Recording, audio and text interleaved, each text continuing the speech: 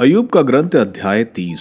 जो उम्र में मुझसे छोटा है, जिनके पिताओं को मैं अपनी भेड़ें चराने वाले कुत्तों की श्रेणी में भी रखना नहीं चाहता था, वे अब मेरा उपहास करते हैं। मुझे उनके हाथों के काम से क्या लाभ होता? उनकी शक्ति एकदम समाप्त हो गई थी। वे अभाव और भूख के कारण सूख कर कांटे हो गए थे। वे रात की उजाड़ भूमि में खाने की खोज में भटकते थे। वे झरमुटों में लोनिया साग तोड़ते और झाड़ियों की जड़ें खाते थे।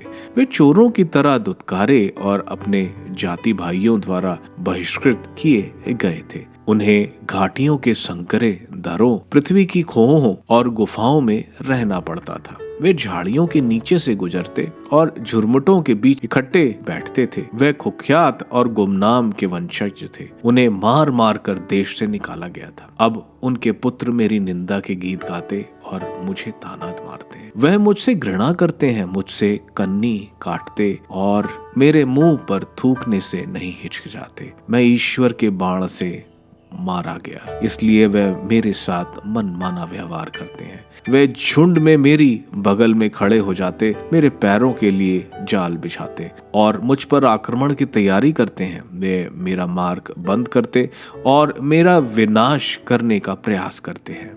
मेरी सहायता करने को कोई नहीं आता। वे मानो चारदीवारी की दरार से आकर खंडरों के बीच से मुझ पर टूट पड़ते हैं। आतंक मुझे घेर लेता है। मेरी आत्मविश्वास मानो हवा से उड़ा दिया गया है। मेरी सुख शांति बादल की तरह लुप्त हो गई। अब मेरे प्राण निकल रहे हैं। कष्ट के दिन मुझे घेरे रहते हैं। मेरी हड्डियां रात भर रौंदी जाती है। पीड़ा मुझे सोने नहीं देती। वह बलपूर्वक मुझे कुर्ता कस कर पकड़ता है। वह गर्दनी की तरह मुझे जकड़ता है। उसने मुझे कीचड़ में पटक दिया। मैं मुट्ठी भर धूल और राख बन गया हूँ। मैं तेरी दुहाई देता किंतु तू नहीं सुनता। मैं तेरे सामने खड़ा रहता किंतु तू मेरी ओर नहीं देखता। तू मेरे साथ कठोर व्यवहार करता और पूरी शक्ति से मुझे थप्पड़ मारता है। तू मुझे उठाकर हवा में उड़ाता और मुझे आंधी में उछाल देता है। मैं जानता हूँ तू मुझे मृत्यु के हाथ देगा, वहां पहुंचा देगा जहां सब जीवितों को जाना है।